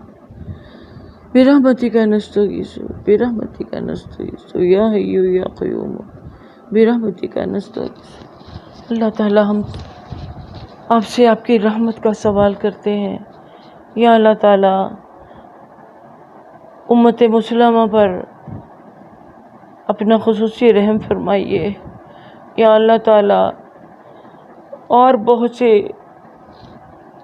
گناہوں میں، بدکاریوں میں، بدعمالیوں میں تو یہ مبتلا ہی تھی ہی، اب باقی دنیا کے ساتھ کرونا کی لپیٹ میں بھی آئی ہوئی ہے، اور ہمیں کوئی توفیق نہیں ہو رہی کہ ہم آپ کے حضور اپنی غلط کاریوں پر توبہ کر سکیں، اپنے گناہوں کی معافی مانگ کے آپ کو منا سکیں، آپ کو راضی کر سکیں۔ آپ تو بڑی جلدی راضی ہو جایا کرتے ہیں، لیکن ہمیں توبہ کی توفیق نہیں، اس لیے کہ ہم توبہ کیوں کریں جبکہ ہم نے وہی کچھ کرتے رہنا جو کہ کر رہے ہیں، انفرادی طور پر بھی، اجتماعی طور پر بھی یہی ہمارا طرز عمل ہے۔ یا اللہ تعالیٰ ہم سب کو توبہ کی توفیق عطا فرما دے، یہ توفیق آپ نے ہی عطا کرنی ہے۔ اللہ تعالیٰ دنیا بھر کے مسلمانوں کو ہدایت عطا فرما دے۔ یا الہ العالمین، یہ محرم الحرام کا یہ محترم مہینہ ہے، یا رب العالمین، اس مہینے میں اے اللہ تعالیٰ آپ نے زمین و آسمان بنائے تھے۔ اے اللہ تعالیٰ یوم عاشور کو آپ نے زمین و آسمان بنائے، یوم عاشور کو ہی قیامت بھی آنی ہے، یوم عاشور کو ہی اللہ تعالیٰ آدم علیہ السلام کی توبہ قبول فرمائی تھی، ہماری بھی توبہ قبول فرما لیجیے، ہمیں توبہ کی توفیق عطا فرما دیجیے۔ اللہ تعالیٰ اسی دن کو آپ نے نوح علیہ السلام کی کشتی پار لگائی تھی، موسیٰ علیہ السلام کو دریا پار کر کے کنارے لگایا تھا، اسی دن کو اللہ تعالیٰ یونس علیہ السلام کو مچھلی کے پیٹ سے نکالا تھا۔ یا الہ العالمین، یہ دن اتنا محترم ہے، اتنا کچھ آپ نے کیا اور بہت کچھ کیا آپ نے۔ یا اللہ تعالیٰ، یا رب العالمین، ہم سب کے بھی گناہ معاف فرما دیجئے، ہماری بھی مشکلیں آسان کر دیجئے۔ یا اللہ تعالیٰ ہم سب اس وقت مچھلی کے پیٹ پہ، لا الہ الا انت سبحانک انی کنت من الظالمین۔ اللہ تعالیٰ ہم سب کو یہ ظلم اور جبر کی جو دنیا ہے، گناہ اور ہر طرح کی جو ظلم ہے اس کی جو دنیا ہے، اے اللہ تعالیٰ یہ بے شک ایک مچھلی کے پیٹ کی طرح ہے، اس تاریکی میں سے اللہ تعالیٰ ہمیں نکال لیجئے، جہالت کی تاریکی میں سے ہمیں نکال لیجئے، ہمیں ایمان کی روشنی عطا فرما دیجئے۔ یا اللہ تعالیٰ، یا اللہ تعالیٰ اس روشنی میں ہماری دنیا کی راہیں بھی منور فرما دیجئے اور آخرت کی راہیں بھی منور فرما دیجئے۔ یا اللہ تعالیٰ کل 14 اگست ہے، اس 14 اگست کو یا اللہ تعالیٰ آپ نے 27 رمضان المبارک تھی، اللہ تعالیٰ جب آپ نے ہمیں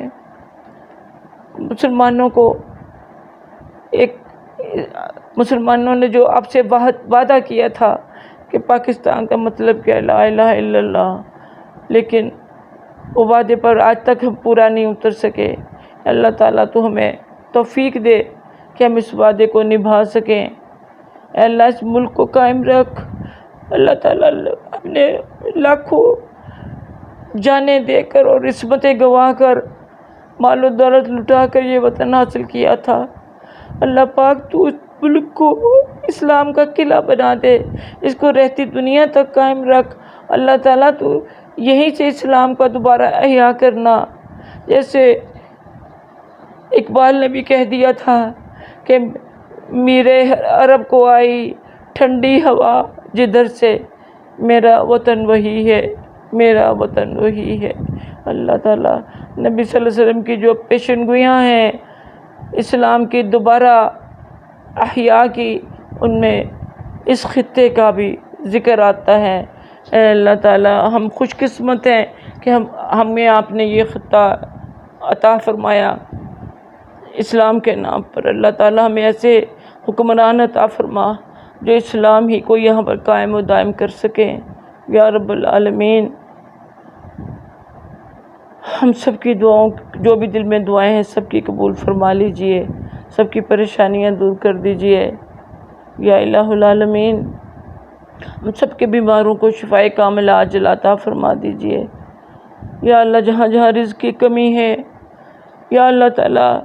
رزق کی کشادگی عطا فرما دیجئے۔ اے اللہ تعالیٰ جہاں ایمان کی کمی ہے، ہدایت کی کمی ہے، اللہ تعالیٰ وہاں سینہ ایمان کی روشنی سے منور فرما دیجئے۔ اللہ ہدایت عطا فرما دیجئے۔ اللہ ہماری اولادوں کو ہدایت عطا فرمائیے یا اللہ تعالیٰ۔ ان کی اللہ پاک اپنی کتاب کے ساتھ ان کو جوڑ دیجئے اور اے رب العالمین ان کو ہمارے حق میں صدقہ جاریہ بنا دیجئے اللہ ہمارے، اور ہمیں اپنے والدین کے لیے صدقہ جاریہ بنا دیجئے۔ رب ارحمہما کما ربیانی صغیرا۔ اللہ تعالیٰ ہمارے والدین پر اپنی رحمتیں اور برکتیں نازل فرما یا اللہ۔ ہماری اولادوں کو نیکی کی ہدایت دے۔ ربنا حب لنا من ازواجنا وذریاتنا قرۃ اعین واجعلنا للمتقین اماما۔ ربنا تقبل منا انک انت السمیع العلیم وتب علینا انک انت التواب الرحیم۔ وصلی اللہ تعالی علی خیر خلقہ محمد وعلی آلہ وصحبہ اجمعین برحمتک یا ارحم الراحمین۔ سبحانک اللہم وبحمدک نشہد ان لا الہ الا انت واتوب الیک۔ یا اللہ تعالیٰ ہم سب کی اس حاضری کو قبول فرما لیجیے۔ السلام علیکم ورحمۃ اللہ وبرکاتہ۔